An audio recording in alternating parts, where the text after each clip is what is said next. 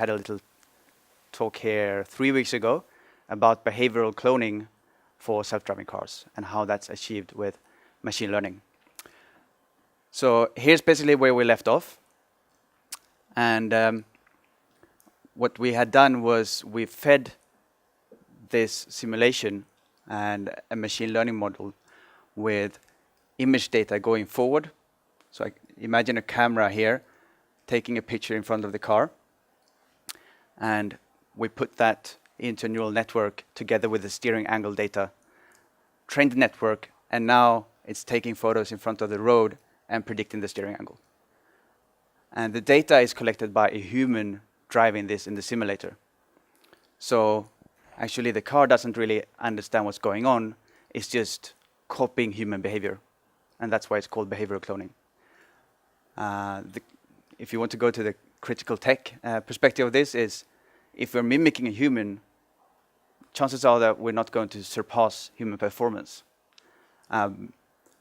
But otherwise, it's a nice tool to use, mainly as an educational tool to see that it actually works, and it's quite easy to get started with. So I'll just quit this simulation for now and go into the presentation. Okay.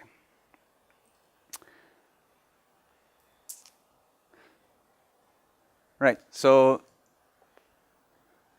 today's talk is going to go a little bit of continuation from last talk. So instead of looking at the intuition and why behavioral cloning works and why the machine learning algorithm works, we're going to look at convolutional neural networks, or ConvNets for short, and see why they perform well, especially for image data, and what we need to think about to increase performance in either precision, accuracy, or speed. So I'll just remind you who were here last time and then inform you who are here for the first time. So my name is Marcus, and my day job is building these things. So I work in renewable energy with solar and wind, small installations at farms in Sweden, for example, or islands or remote areas in Europe and abroad, also in Asia and Africa. Before that, I did some development on mobile platforms. Here's some augmented reality in Unity 3D, and then some Android development, all this for Volvo construction equipment. And before that, I studied mechanical engineering in the US and UK. So that's just me. So here's the curriculum for today. This is what we're going to learn. We're going to understand how a neural network trains and how basically any machine learning algorithm trains in the real core of it. When we say that we train the network, what is actually happening mathematically.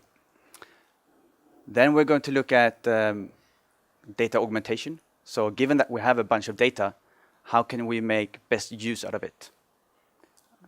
The best solution is almost always just get more data.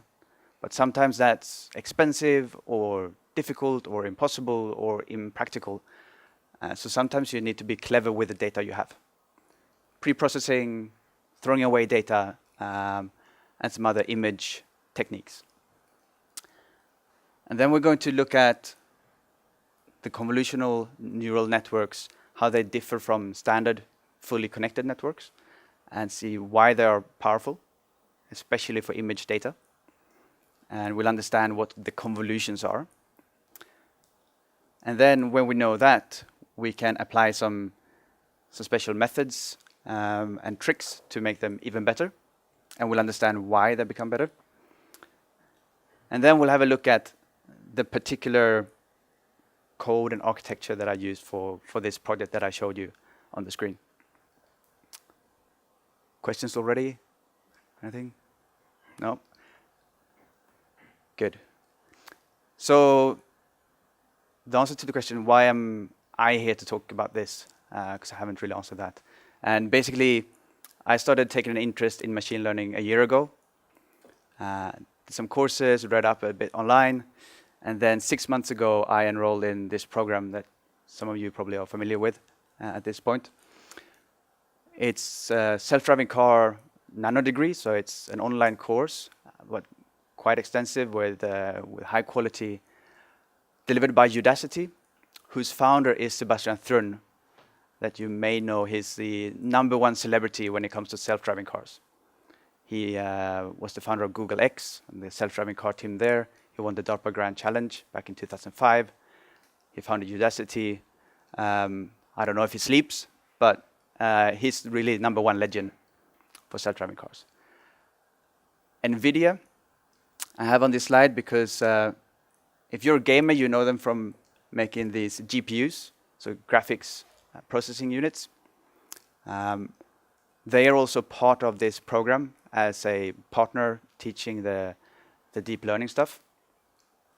And the project itself that I showed you with this car driving the simulator, it's based on a research paper called End-to-End Learning that was written by NVIDIA engineers, where they did this, but in real life on the East Coast of the US. Right. So this is what we explained last time. And this is sort of the magic behind neural networks. So if we're going to predict a steering angle, one very useful thing would be to know the distance to the right edge of the road and maybe the left edge of the road and the curvature of the road ahead. If we have those numbers, it's really easy to predict a steering angle. You just in that data and you predict it, and it's statistics, right? Very easy. But we don't get that from the camera. We get just a bunch of numbers. And here, we can say that this is a grayscale image because it's only one layer. In a color image, you would have 3 planes like this, stacked behind. So 1, 2, 3. And that would be red, green, and blue color channels, so we can see all colors. But the concept is the same. We have loads of numbers, and this needs to be translated into useful features somehow. And that can be done by computer vision, and we manually select, maybe we want to see white lines for lane lines or some other kind of contrast at the edge of the road. And we find that line, we measure where it is in the image and make a conclusion. The problem with that is that we have to manually select what's important. And that's never going to be optimal. We want the computer to realize what's important. And the computer can learn that by just making a good architecture and throwing loads of data onto it. And the name end-to-end learning really means that we throw raw input data and we use the result to train. Nothing in between here. There's no analysis really. We do some data pre-processing, but no manual analysis or feature extraction. So neural networks, this is sort of a schematic of the neural networks in the brain. And you can see that from these similarities, this is why we have the artificial neural network name for this structure. We shouldn't get too stuck in that name and draw too many conclusions on how it should work, depending on how the brain works. But it's just interesting to know. Basically, the last layer here, if we ignore this part and say that these are our inputs with this output, that's normal linear regression, standard statistics, basic classic machine learning. It's when we really use the outputs of the input layer here as new inputs. This is when we get a neural network. And the more layers you put in between here, the deeper your network gets. Right? So you have the input, and then these are called hidden layers, and then the output layer. And the more layers you put in between, the deeper it gets. This is deep learning. It's not more complicated than that, conceptually. Okay. These layers are fully connected. We'll get to that later as well. Meaning that every single node here is connected to every single node in the next layer.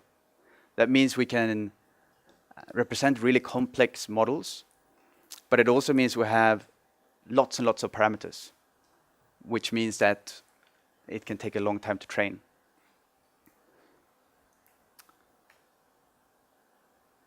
One thing that we touched upon really quickly last time is the concept of overfit. And this will be important later on, and we will go through techniques to address it and get rid of it. Overfit basically means that your model, this red line is the model, is too complex for your data.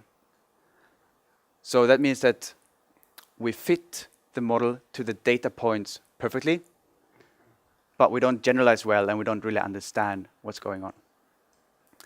The core behind this, so we'll just step in and think about what does the machine learning do mathematically. Because we can't really teach a computer and say, hey, I want a good model. What you tell it is, please minimize my cost function or loss function. So actually, let's write here because it's white. So each value along here. Now this is real data, and this would be predicted. Right? Now the predicted and real data are 100% correct. If we look at something that I would call a better fit, it would look like this. Because imagine now that over here we have a value here, and we want to predict the new the outcome. It will go up here, it will predict it here, which is probably good, right? If you predict something at this location, it will predict it here, which is not a good prediction, right?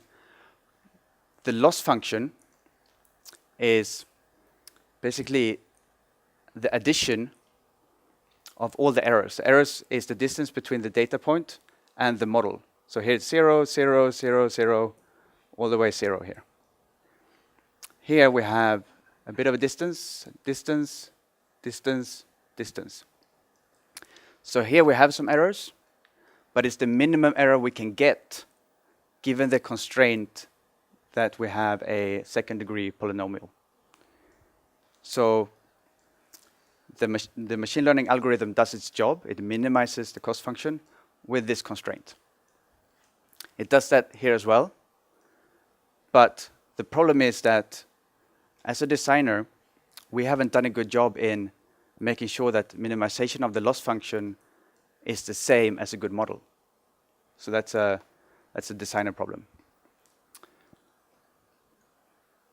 So that would really look like, if we say that if we come in with a new data point here, because now it has trained on some data points and we have a very complex model, what it does, it memorizes all the data. Now, if we throw in a reasonable new data point that would really lie along this line, maybe it's really here, we would get a prediction up here with a massive loss. So that's why we know that this is not a good model. Especially we see that on unseen data.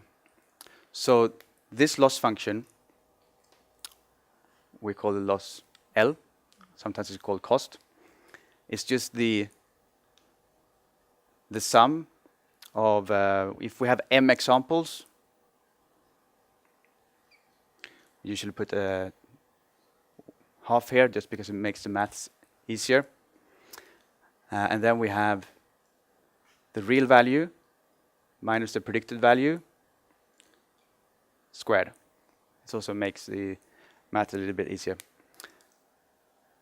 So as soon as you have a difference in the predicted and real value, you get a cost. And then you sum up all these costs, and at the end you evaluate how is the performance of your model. And really, when we update the model, what the computer does is minimizing this value every time.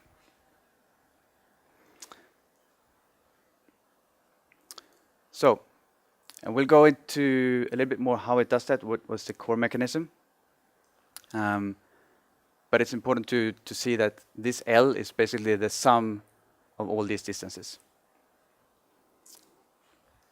Okay.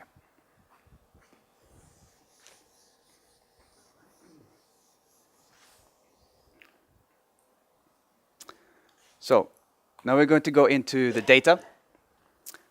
We went through this last time as well. And now I'm going to go through a few techniques that I used for this project in particular. And for the input, you can use, throw away data, you can clean it up, you can manipulate it, whatever you think is going to help. And you test it, try again, and you keep going. For this particular project, I looked at the data that I had collected. And what you can see, this is really important. Whenever you collect your data, try to visualize it to really understand it. The problem is here, right? You can see that at 0, this means straight driving. You're not turning anywhere. Lots of data here. So what's the problem with that? Because we are going to drive straight a lot. That's fine. The problem is, if you make a model and you train it to minimize the loss function, if it just spits out a 0 every time, the loss is going to be tiny. Because for this, it's going to be 100% correct. And then for some here, it's going to be OK. And these are not present at all, almost. So it doesn't matter. But obviously, it's not going to help us for steering a car. So one approach is actually what I did. It's quite drastic, but I just removed this entire thing. Anything that's equal to 0, gone. And you get this distribution. So we have less data, quite a lot less, but it actually performs better as soon as you do this.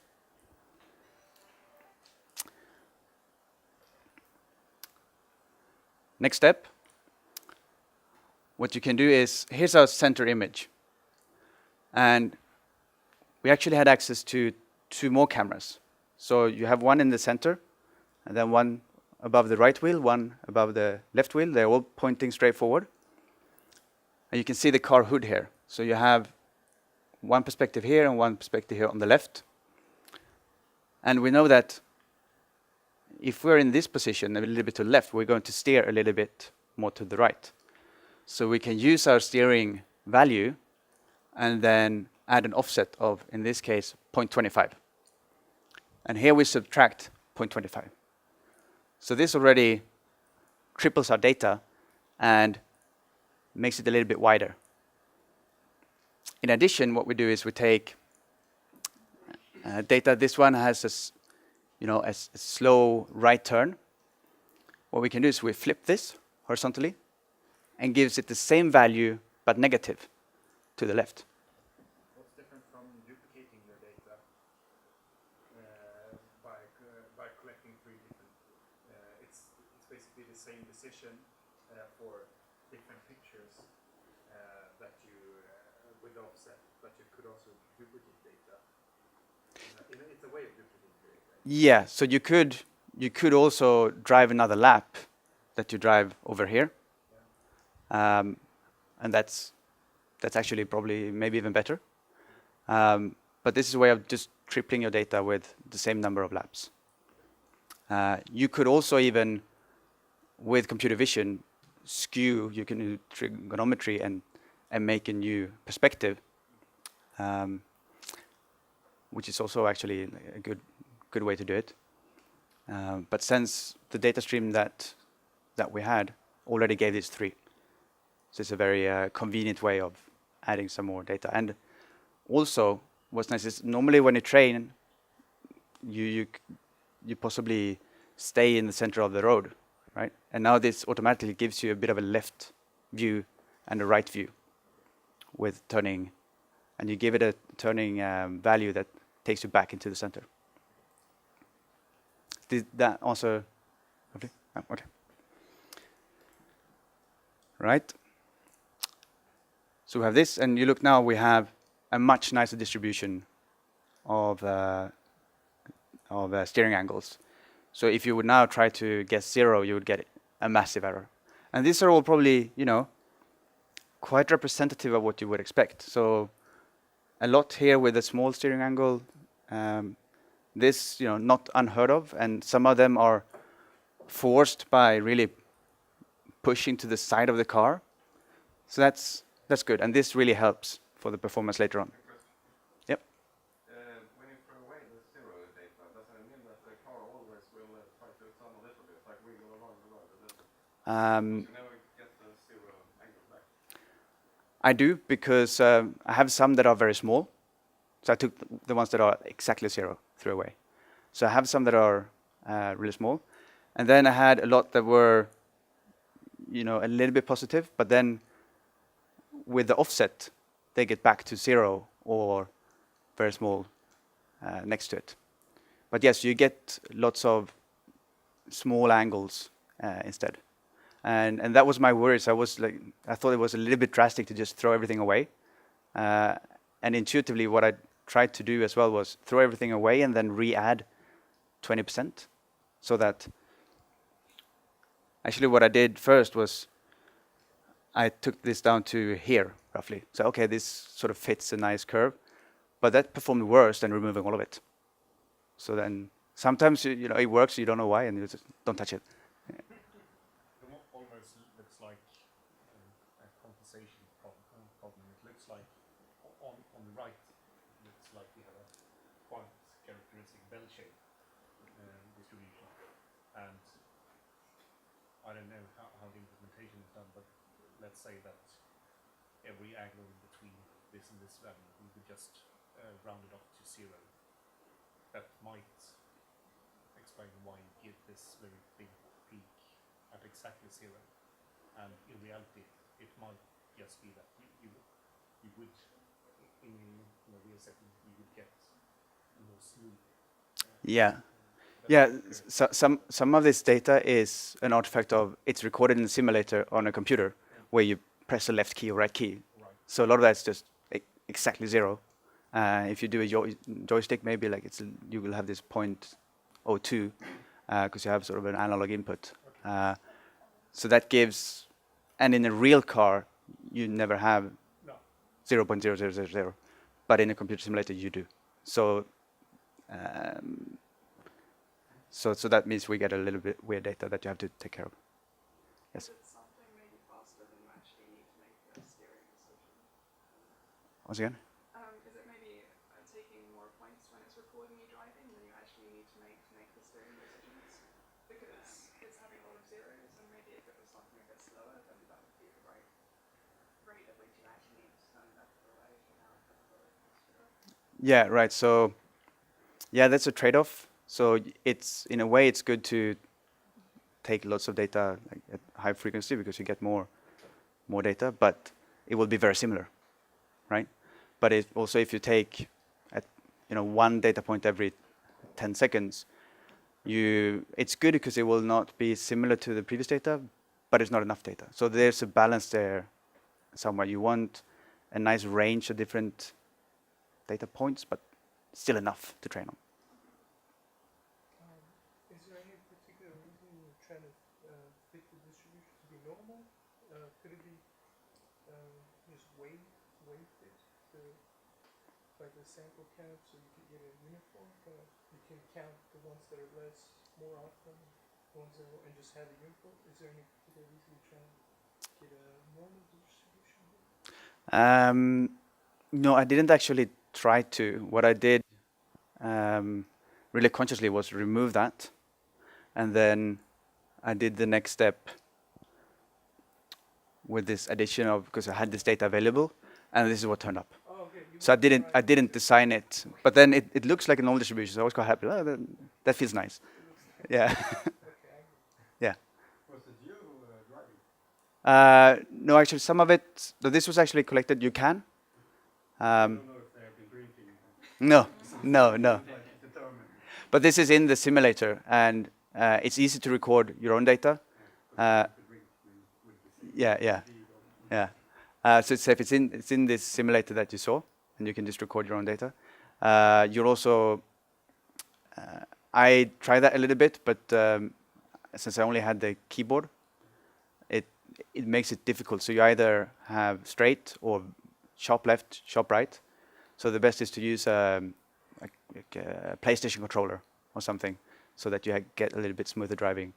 And for the course, they gave you some sample data, which was enough to get started. But if you really want good training, what you want to do is collect it in a smart way. And especially you want to also go close to the edge and do recovery recording. So some data points where you're close to the edge with the hard steering. And this we can sort of do artificially here. And you could even maybe make sure that maybe this one is actually not a very good data point, because it's still in the middle of the road and now turning left a little bit.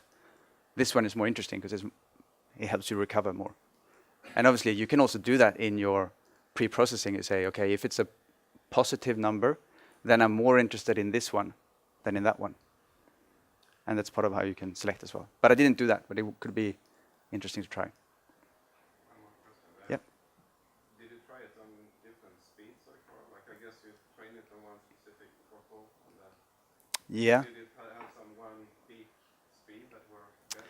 Yeah, but that's more what I found was it's a limitation of a laptop. So, because then when you have a new photo coming in and you want to classify it, and at the same time it's rendering the graphics of the car and the physics. So if your laptop is not quick enough, it cannot run at enough frames per second, so it goes too far before it gets a new chance to correct. To put the speed to the maximum that the computer could handle. Yeah. So in this case, but you can also decrease the resolution, and then so I actually didn't try how far I could push it, but there it was 25 miles an hour. I think it could do a little bit quicker, but the quicker you do, the harder it gets, obviously, because you have less distance to react on. Good. Any more questions? So at every moment you take a decision, turning left to right. Yeah. Do you ever let the previous decision affect the next one? No, but you should. Yeah. So that would make it even better, because you don't have noise affecting it. And you can do that with recurrent neural networks or like more fancy techniques. And that's an exceptional way to make it even better, because it's a video, so two images next to each other will mean something together. Yeah, absolutely. But this is just frame by frame. Yeah.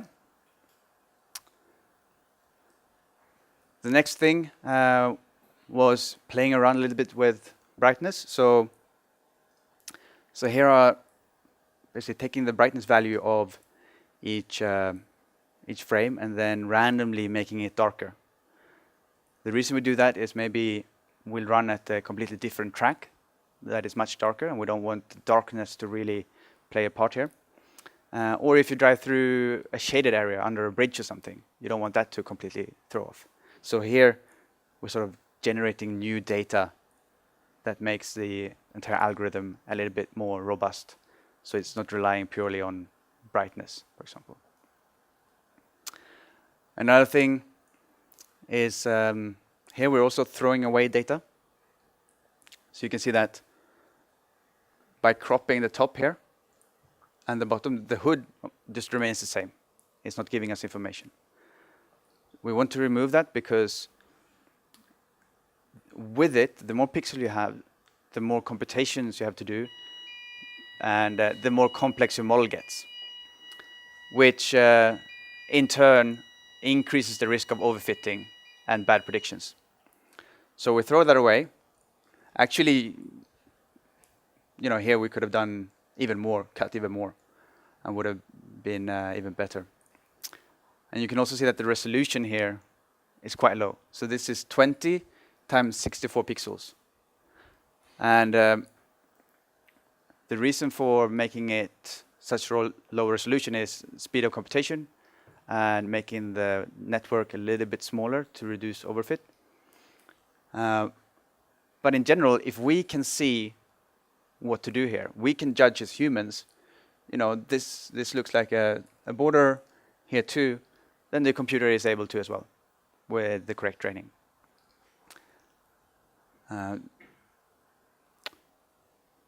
Right. Another thing we can do is look at color spaces. So here's a picture from California, and you have lane lines that are both yellow and white.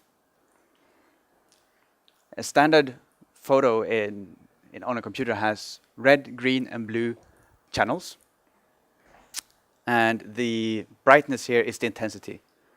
So if you look at specifically the lane lines, you have in both red and green make up the white and yellow. And the big difference here is you see the yellow here has no blue component. It's completely black. So if we want to use this image, this color space, to find lane lines, we need all three channels, or at least these two. Right? If we play around, here's another one with hue, lightness, and saturation. It's a different color space. So every pixel here has 3 values. Here's the same, it has 3 values, but different values. They're defined differently. So you see that the hue, that's basically the color. If it's yellow or red or blue, it's not helping us much because the lane lines are black, but a lot of stuff is black. So this is not helpful. Lightness is kind of helpful, but these are light, but so is a lot of stuff. Saturation, this is pretty good. It probably helps a little bit certainly compared to the blue, but also compared to the red or green.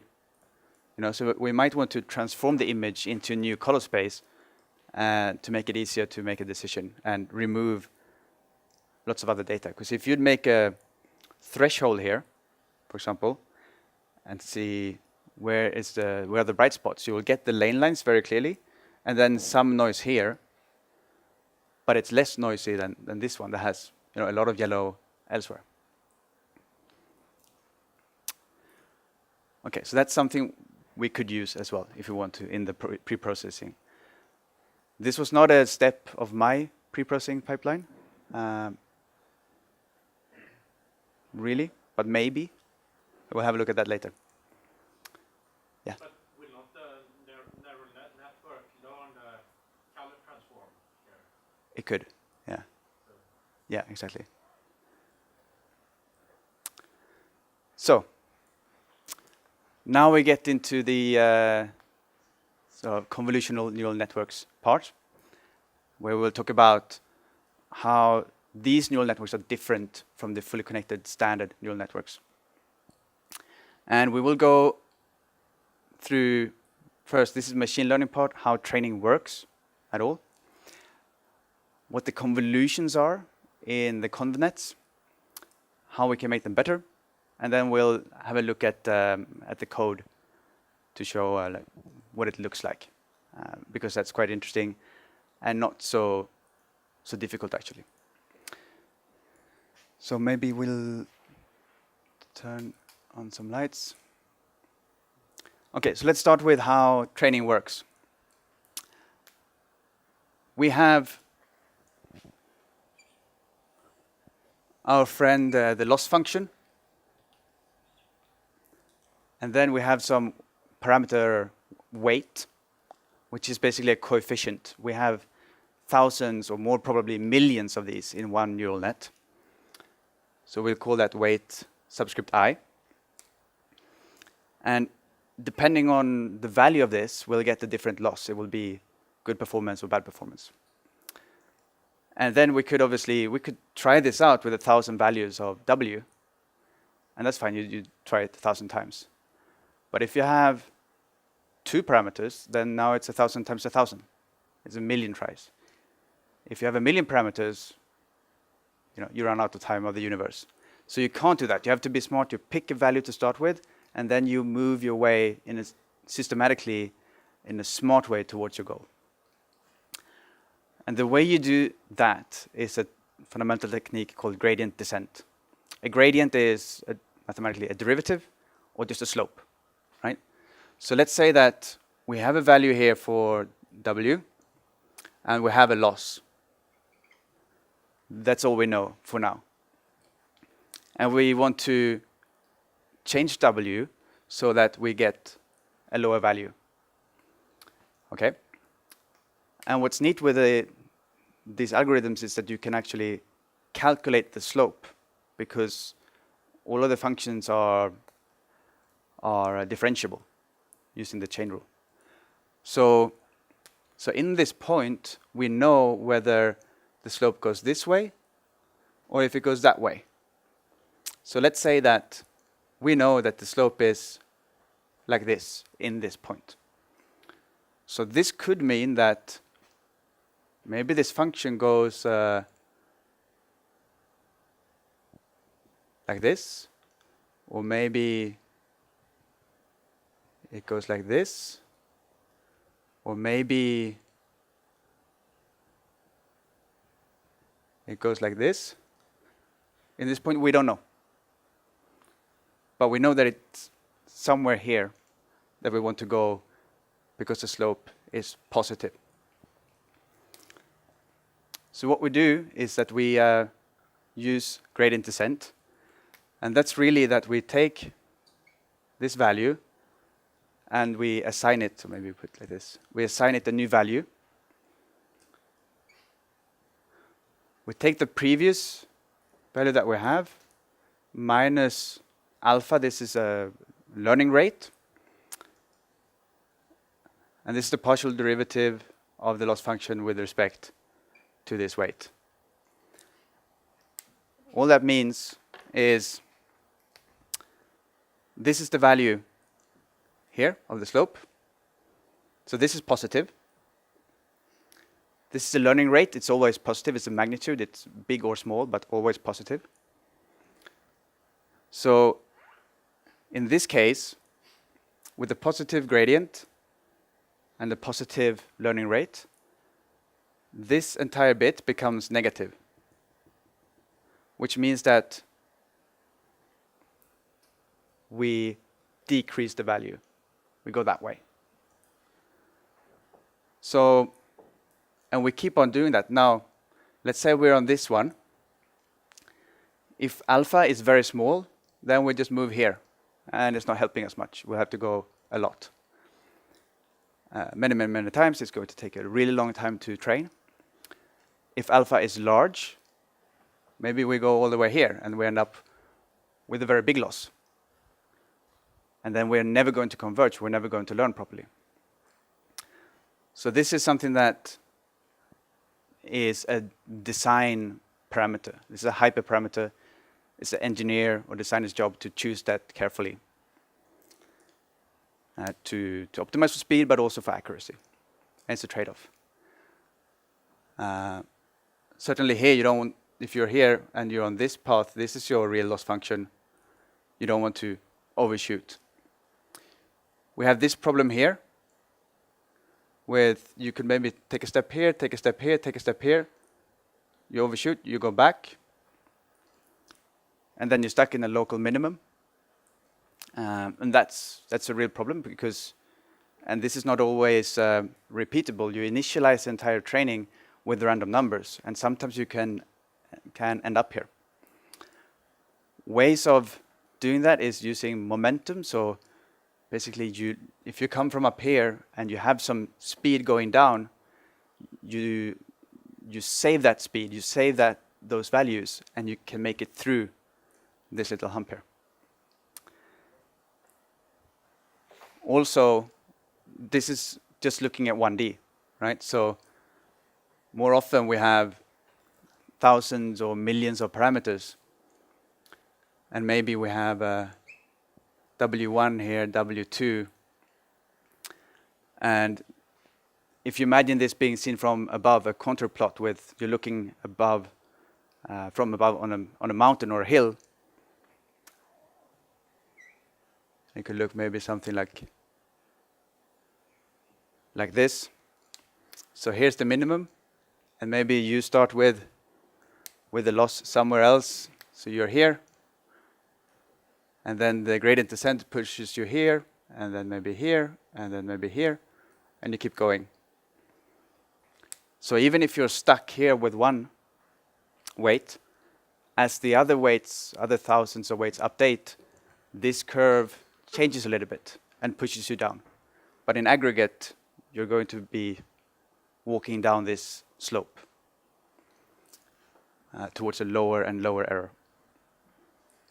Okay, so this is really the core of all machine learning. You have this loss, and we try to walk down to a minimum value using this gradient descent.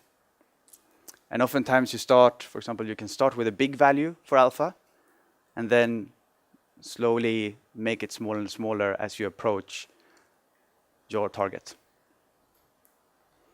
And that's really how machine learning training works, mathematically.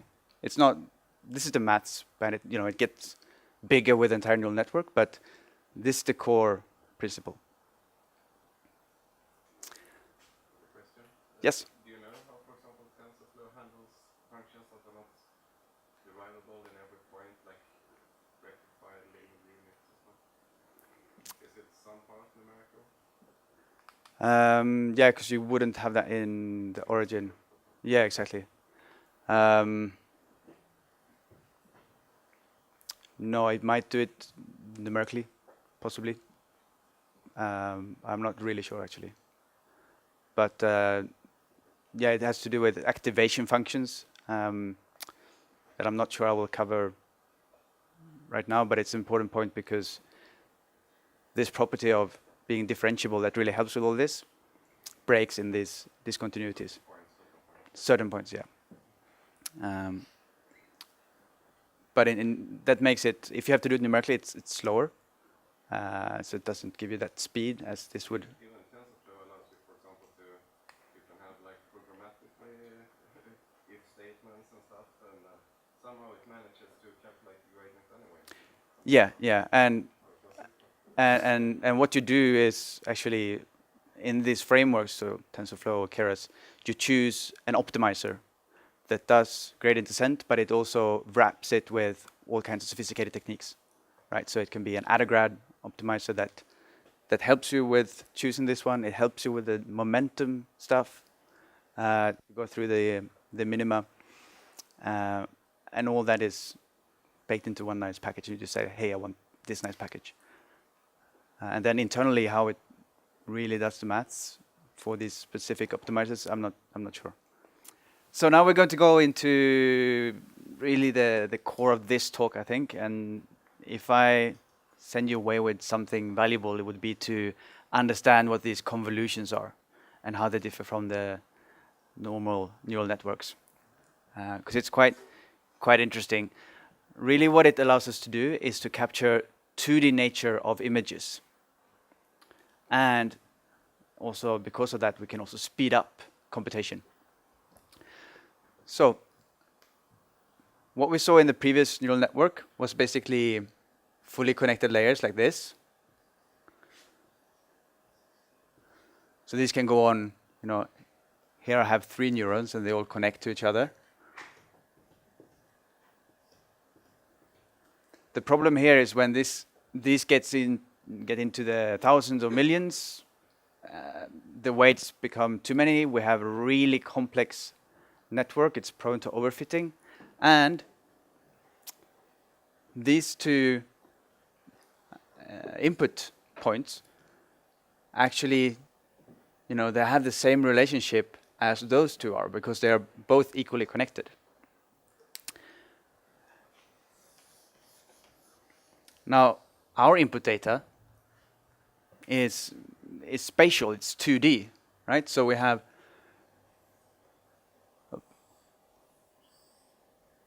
I said that we had 20 times 64 pixels, but let's now say for sake of argument that we have a small image like this, 32 by 32 pixels.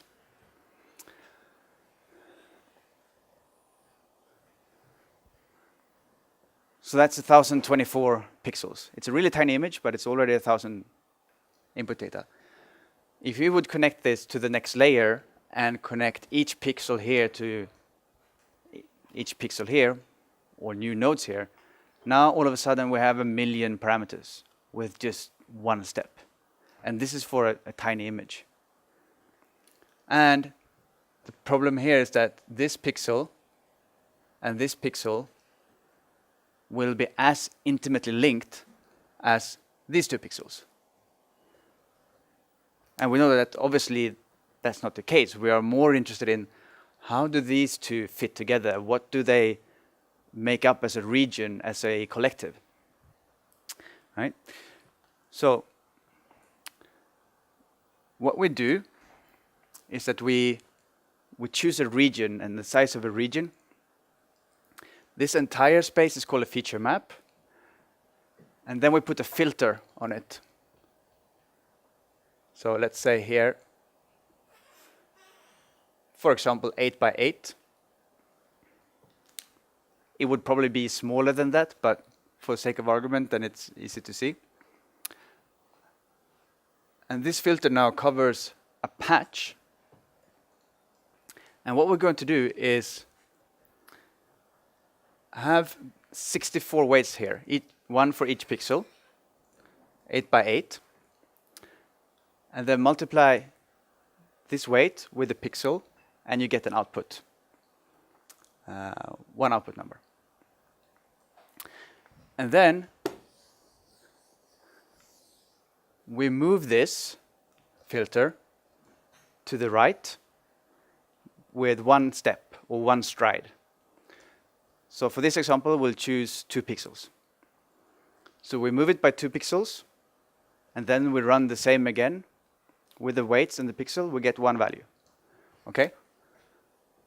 So we had the first one, we move it 2 pixels, we get a new value, we move it 2 pixels, we get a new value. And because we move it by 2 pixels, we decrease the size, and if you do the math, we get a 13, change pen, 13 by 13 at the end of it.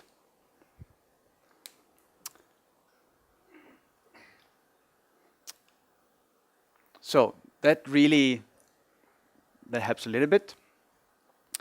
Now, as you remember, we actually have more than one layer. So we have R, G, B. This is a color image.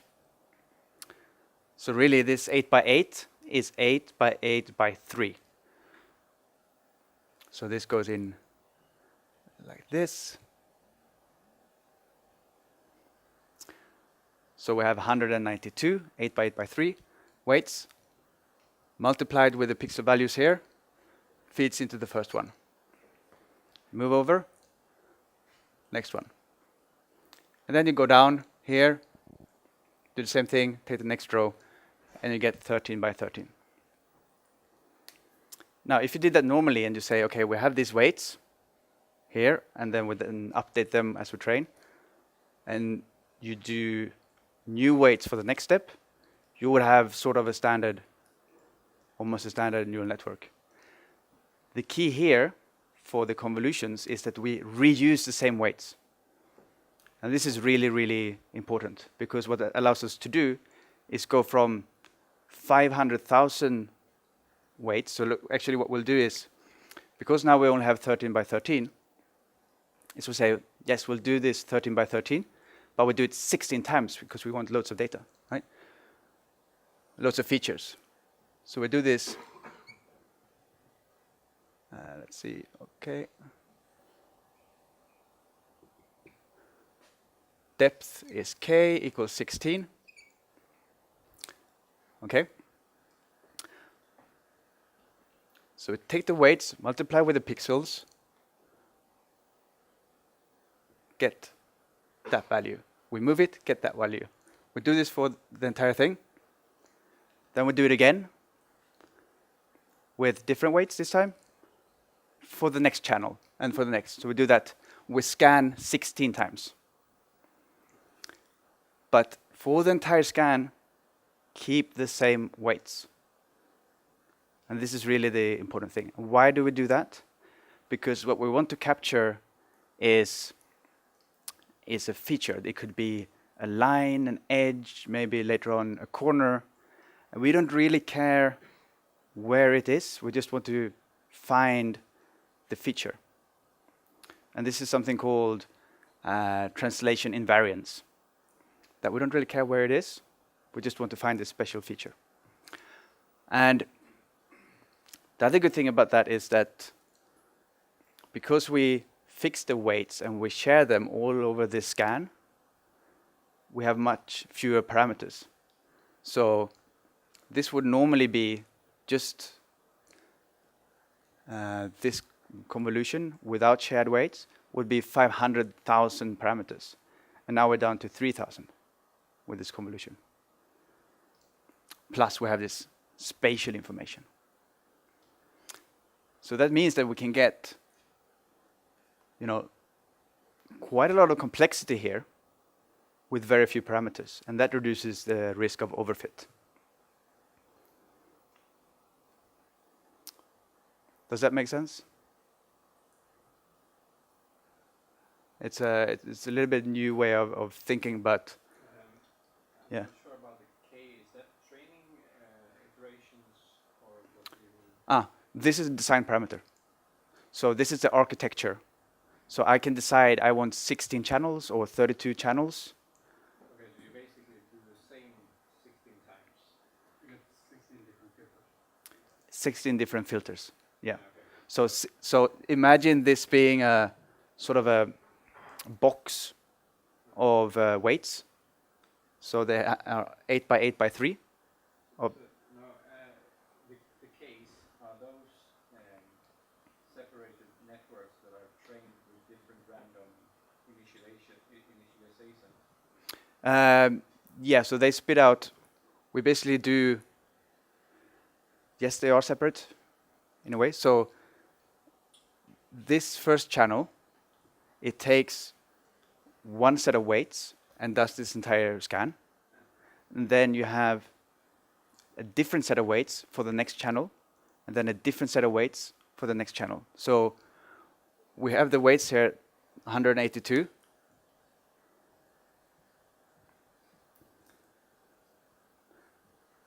This is the 192 weights we use that we move around, but we have them times 16, which is roughly 3,000, right?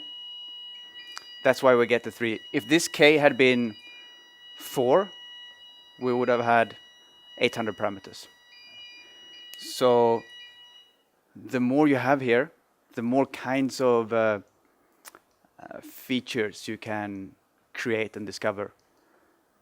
And what we want is sort of, okay, maybe this one is going to discover vertical lines and this one horizontal, and then further on this one will find arcs or something.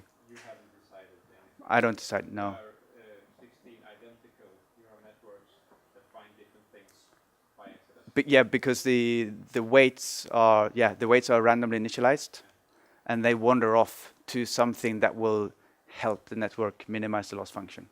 But I don't know what happens. Yes.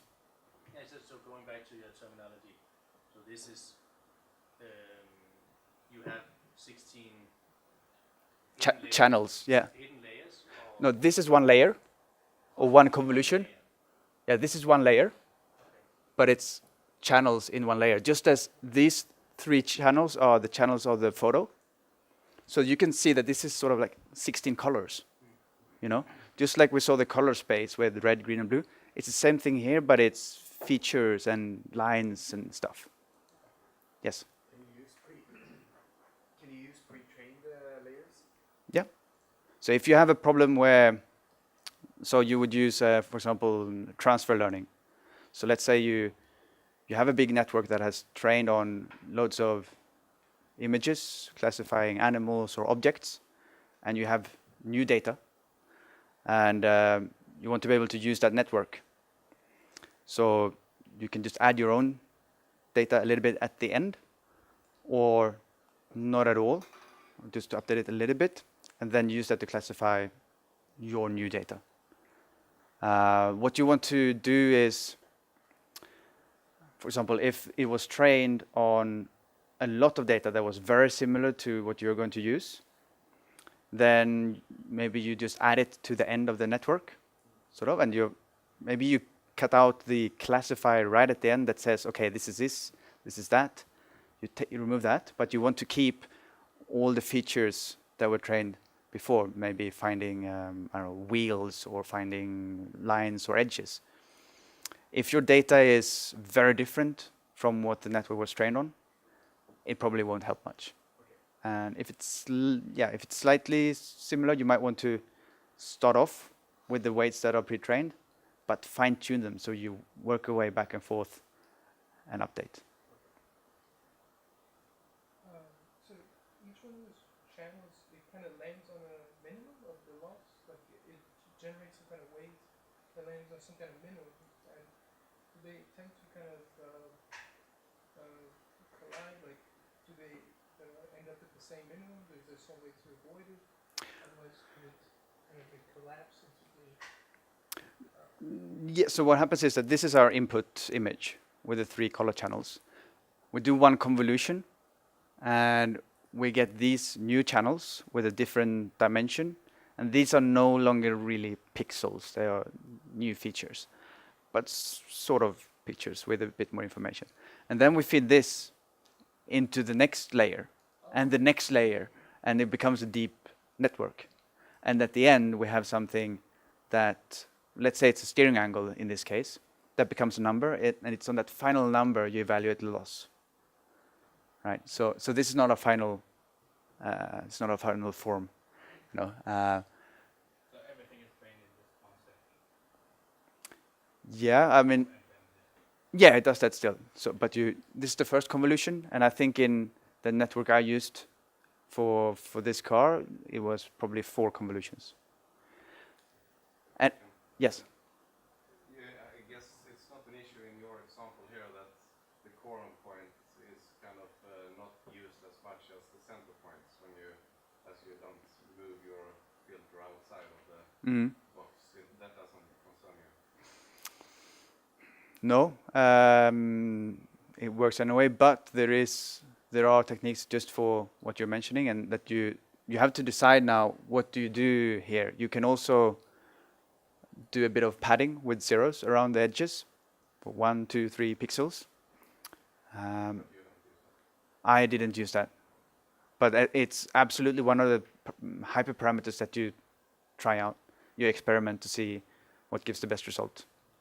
And I wouldn't know right here now what the theory would be. When would you try with padding or without? Yes, if it's a very different problem, if it's not an image, maybe a game board or something. Maybe you could have like more.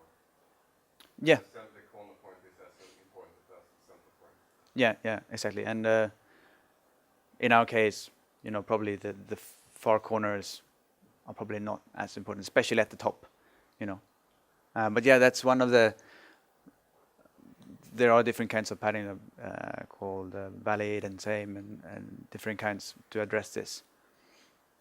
Yeah, finding like specific objects and images, so you can apply convolutional to find a transformation that you then apply, and then you see which part of the image is really important, and you use your convolutional just on that part. Yeah, you can do that as well, and you can have a sort of sliding windows as well to evaluate the network on a small part. Yeah, but then you stack these convolutions in a series. Can I ask? Yeah. When you said, because you said that the weights were chosen randomly in this part, in the K16, right? And then they discovered eventually different patterns, like, rectangular, whatever. Is it really randomly? Like, are they chosen randomly or arbitrarily? I mean, because how do you know? Can't you really know if they are going to discover rectangulars or whatever, or it just happens? Yeah, it sort of just happens. So you initialize them each filter randomly. The weights sit here in the filter. So you have 192 numbers here that multiply with 192 pixel values, spits out one number. And then you have a new filter here. Maybe this filter is going to be a 2 by 2, and this spits out the number in the next step, and you move this 2 by 2 in the same way, and at the end you have a classifier or a regression layer that says here's the result, and you evaluate that, see what is my loss, and then you do this gradient descent and check if I changed this weight a little bit, where would the loss go? And you change all of them a tiny bit, and then you run again, and then you change in every way. And now we have this 3,000 numbers here that we change a little bit, and then you run again, and you will find that whatever is most useful feature for the network to use to get the lowest loss right at the end, that's what is going to appear here. But we don't really say that we're looking for borders but it's sort of everything that, if you're looking for features or geometry, it sort of has to start with a line or an edge. That's the most basic thing, and then it gets composed and gets built up. And you could actually visualize this. I don't have it in my presentation, but you could visualize and see what is happening, because the filter has coefficients, and if they are 0, if the weights in the filter are 0, that means that it's not doing anything. It's not active. It's saying that this is completely unimportant. But you can get sort of these shapes, right? So if you have, for example, a filter that looks like zeros and then ones. If a filter is like this, well, it'll probably be 4 by 4. And if you multiply this with an image that looks the same, that's to say that it has a vertical line, it's going to show the output will be a 1. But if the underlying pixels are 1s in a horizontal line, they will multiply here, but most of the numbers will be 0, and you say, oh, I didn't find a vertical line. Okay. And so these kind of fundamental things will appear. But we don't know, like... Because I was thinking that if you know what geometry is missing in order to get, to get a better prediction, you could just, add another layer that, let's say, circles are missing in order to make the prediction more adequate. You could just add it, and if you know how to do it, but you can't do it, that's what you're saying. And you don't want to, because if you do it manually, then you come in with your bias. And if we tell the computer to minimize the loss, he's going to find, maybe the computer is she, but the computer is going to find the best way itself. So we just trust the computer to do it. And sometimes, it's initialized randomly, it goes off to the wrong direction. But generally, with enough data and with enough training, it will find a way.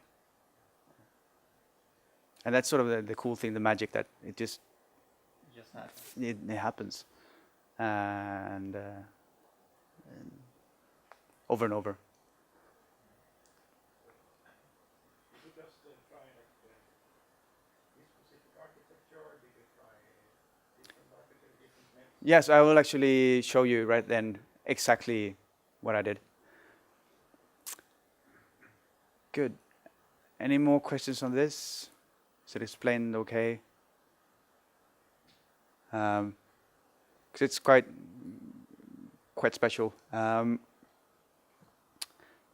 Right. So let's see. So things that we have to choose as designers or developers is, first, what is the size of the image? Do we compress it? Do we keep it big with all the detail, loads of data, loads of parameters? This filter size, is it going to be 8 by 8? 8 by 8 is good because it can capture big complex things. At the same time, we get not as many points later on, or maybe we can't find tiny things. This will depend a little bit on this, obviously.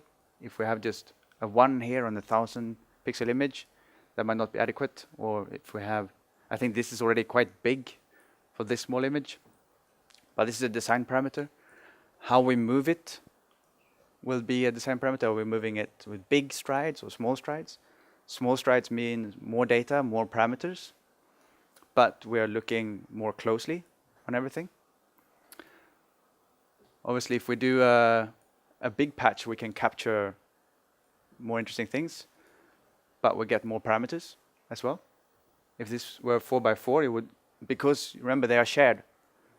So if this is 4x4, it's the same 4x4 that we use for every single spot, and we get much fewer parameters, but cannot capture as sophisticated patterns. You could use different sizes of the patches for different channels. Not for different No, channels. I don't think so. What you do for sure is in different layers. So here, when you do the next one here, you can like, pick freely. I don't think you would. Maybe you could. I haven't seen it. for text processing, for example, Yeah. you use the same idea. Okay. With different word lengths, basically. Yeah, if you represent text as a image. So then you would have different sizes. For each of these channels. Yeah. Yeah. Actually, yes, that's called inception, I think. So you can actually pull from this 8x8, and then you want to do like 4x4, and you put it here, and then you have to add them all together later on. So yeah, that's possible. It's a little bit more advanced, but it's not a. It's actually a good thing to do because then you don't really have to make up your mind, because you sort of have your cake and eat it, and you don't have your number of parameters actually doesn't explode. So it's actually a good way to do it. I didn't use it for this particular project, but it's possible. Another way also is to use this convolutional filters Mm-hmm. with holes in them. So you can have an 8x8, but you have holes in it, so you have lesser weights. Yeah. You cover a bigger area with fewer weights. Right. So if you would want, for example, a circle, but you don't need Yeah, the center. Again, maybe, but Yeah. typically it's like 8x8, but you only use The frame. every second. Okay. So every second. Yeah. Okay. Yeah. So another thing you could do if you don't want to move with 2 big strides, with 2 or 4 steps, you can use something called max pooling or average pooling. So basically what that is let's say you have some numbers like this, and you want to reduce the size of it to get fewer parameters, but you don't want to take this stride and just skip them.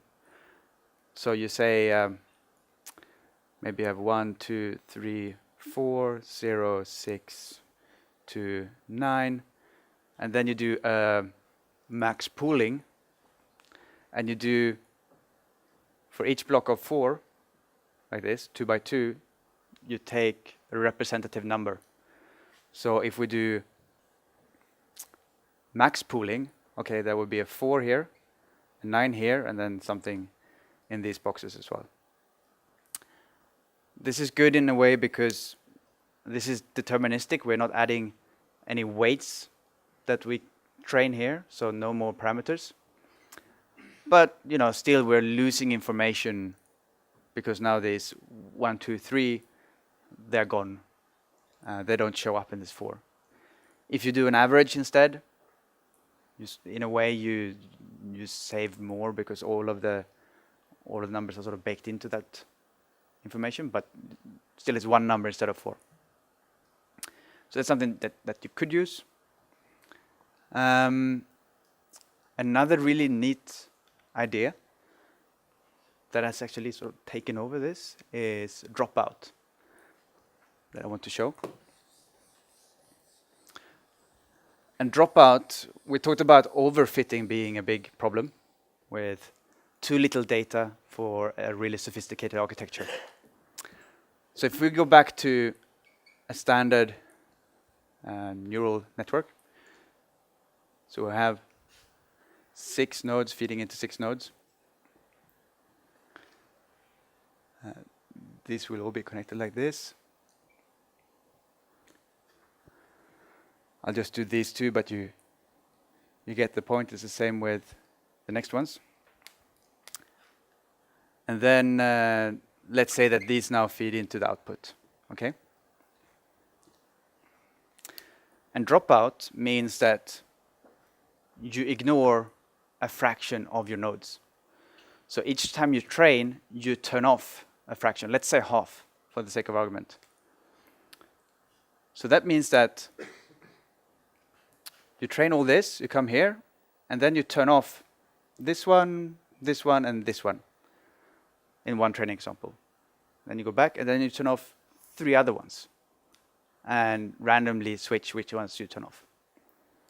So you're throwing away loads of data or information before evaluating. And the reason for doing that is, imagine a stop sign like this.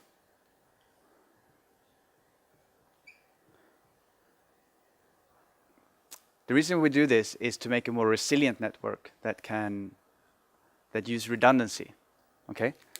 So imagine you have a network that finds a stop sign, and that this node here is excellent at finding and reading stop. And it's really great. So you don't even need those nodes to find out if this is a stop sign or not. But if we half of the times turn this off, and this is sort of simulating someone putting a sticker on the sign. But we as humans, we see, oh, well, it's really red and it has this octagonal shape. Of course it's a stop sign. We don't have to read this. It's fine. But if the neural network classifier relies on this letter, then we will fail as soon as something blocks the letters. But by randomly eliminating this one and these ones, we force the network, these ones, for example, to find other redundant features. So maybe we start looking at the color red. Maybe you start looking for octagons. And that way, like, even if we lose this, even if we have a tree blocking half of the sign, there are other nodes that pick up the letters or some other shape or some color, and we can still use the network efficiently. Then obviously, when we have trained it, we use all the nodes at evaluation time. So now we look at the color, we look at the shape, we look at the letters, everything that is helpful. But it's because we sort of, it's like, you know, skiers go to really high mountains to train because it's difficult for the lungs, it's a difficult environment. When they go back to normal altitudes, they're much stronger. It's sort of the same here. You make it difficult for the network, it trains and gets stronger and more resilient.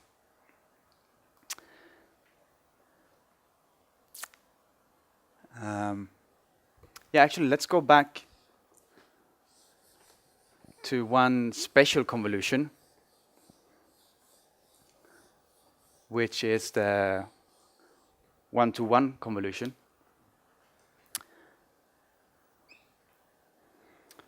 So imagine that this is a space. Imagine that we have a filter that's 1 by 1 by 3. So it's just 1 pixel. And here's 1 pixel. And here's 1 pixel. Just go in like this. And because we're going to use a stride of 1 as well, up, up, up, next row, up, up, up, it's not changing the dimensions. So we have the same, let's say 32 by 32. And this one, we'll use 3 channels again.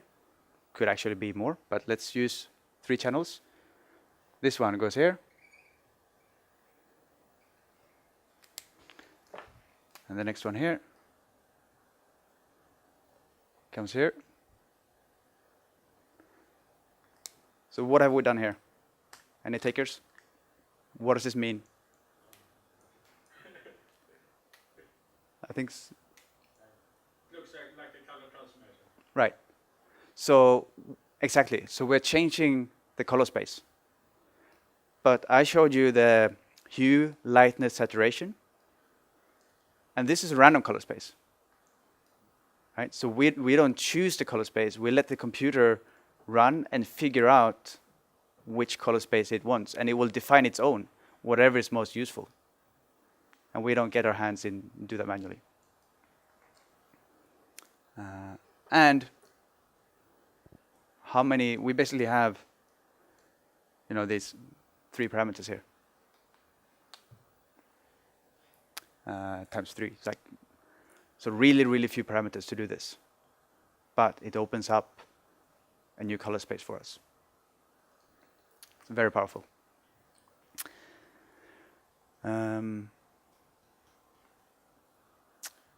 Good. So the next part is just I'm going to show you the architecture that I used and the code that comes with it. Any questions on this before we? Yes, this one-to-one is, I guess it's often used in dimension reduction. If you have, like, for example, in your example, we have 16 layers before, and you want to, maybe at the end of your network, you want fewer outputs, you can use this as a dimension reduction to go from 16 to 4. Yeah, if you want to use fewer channels. And in the end, normally what you do is something called flatten. Right? So in the end, now we have 32 by 32. At the end, we might have... normally what you do is you shrink this dimension in 2D, but you make it thicker. So bigger depth. So you start maybe with 32 by 3, like this. And in the end, you might have 16 times 16 times 128 or something, like loads and loads of channels. And then what we do is we just line them up, all of them. So they become just like we saw, like this. So basically 1,000 times 1. And these then feed into the final output. And this is called a fully connected layer or a dense layer, just like we saw in the initial diagrams. But yeah, and there are different ways to squeeze them at the end, and you normally end up with this. And actually with the one-to-one convolutions, there's a really special case. I wasn't sure if I was going to mention it because it's really fresh and I just read about it yesterday. But there's some research from Google that was just released 3 weeks ago called mobile nets.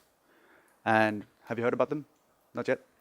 So what they do is they optimize neural networks for mobile phones and for embedded software where you have to run really quickly and with maybe low energy and with some hardware constraints.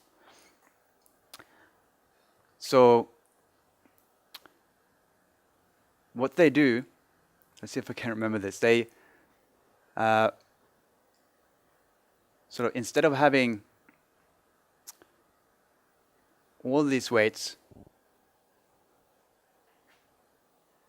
pushing to, I think it's how it's done, that they sort of separate, instead of pulling all the channels into this one, first channel, and then again with new weights, pull all the channels into next one, and then all the channels into next one, and you get this 16 times.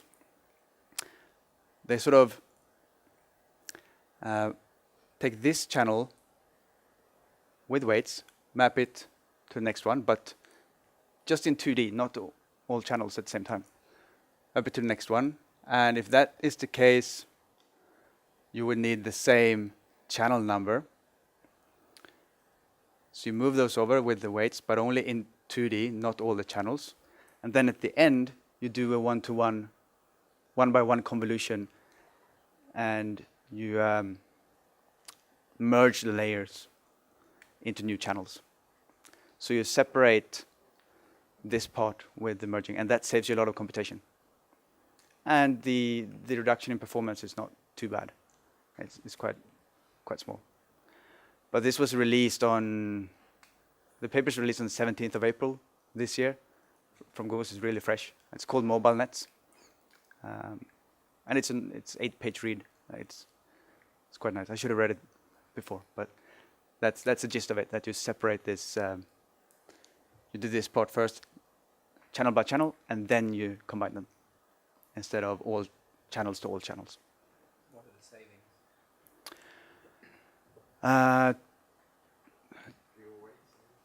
Yeah. So the lot fewer weights, and it depends on how big your filter is. But I think it's in the order of filter size squared, the savings. So if you have a 3x3, I think you get 8 to 9 times faster computation. But I didn't read that much into detail. But it's quite good. It's quite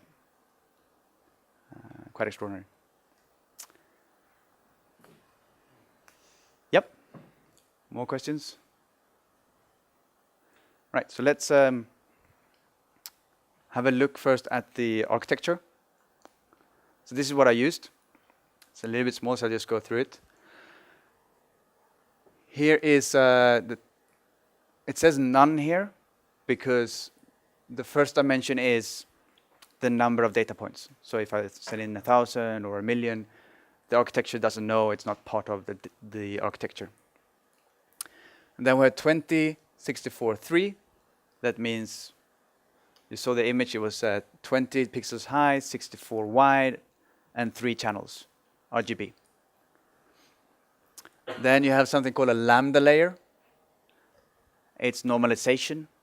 So basically, instead of having numbers from 2 to 255, we squeeze them between -1 and 1, which is better for the mathematics inside. But it's just a scaling part. Then here, we have again 20, 64, 3. It's the same as this one. That's because it's a 1-to-1, 1-by-1 convolution, changing the color space. The next one, we go to 9, 31, 16. So we're almost doing this. See, we divide by 2, roughly. It's because the stride is 2, so we get half as many. Here, almost the same. That means the stride is 1, and it's a 3x3 filter that moves around. Then we do it again, 3x3, keeping the 16 channels. If I were doing this again, I would probably try with more channels. I'm not sure. And then we go into this flattening step. So it's basically now we have 5 times 27 and 16 deep, and then we just put them in a big row. And they become 2,160. Here, drop out. We remove some of them. And then it goes into another dense layer. So flatten turns the 2D into 1D. So turns this map into one row. And now it's sort of a dense layer. Now we have a connection between 2,000 of these nodes into dense layer of 500. So this is 2,000 of them here and 512 here. So if I were looking at this now, I said, that's a lot of parameters. Do it some other way. But it works. Yeah, I don't know why. Then we do a dropout again. And then these 512 converge into 1, which is going to be the steering angle value. That's it. I didn't use any pooling that we talked about. I didn't use anything else that I haven't talked about. So we can actually look at some code. This is an entire definition of the architecture. That's it. And this is this is Keras, right? So this is in Python, building on TensorFlow. And then on top of TensorFlow, you have Keras. So you see here, this is channels, rows, columns, 3, 20, 64. The shape of, maybe I'll do it from here. The shape is then rows, columns, and number of channels. We create the model. We add the Lambda layer, which is, you see, you have up to 255 divided by like half of the max value, minus 1. This basically just makes sure that all the values are between between minus 1 and 1.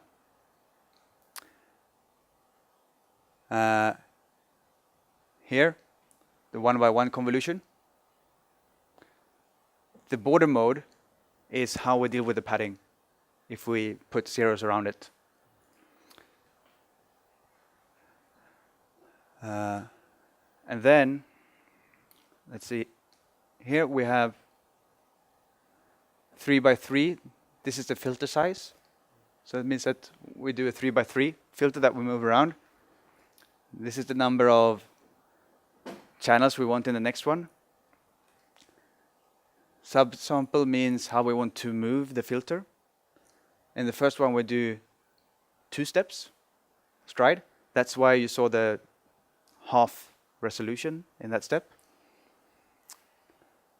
In the next ones, we keep the same channels, but we just do a stride of 1. And then you have flatten, dropout. This means that I throw away 30%. I tried using this with 40, 50, 30% worked as a good number. So I have no proof for why.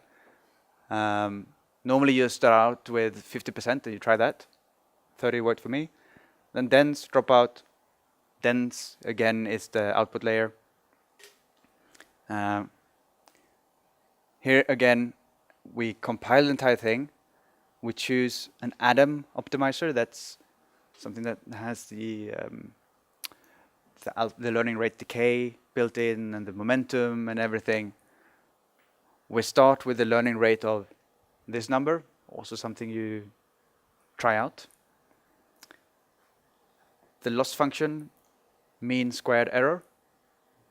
This is what we are trying to minimize. And that's it. That's how you define the neural network.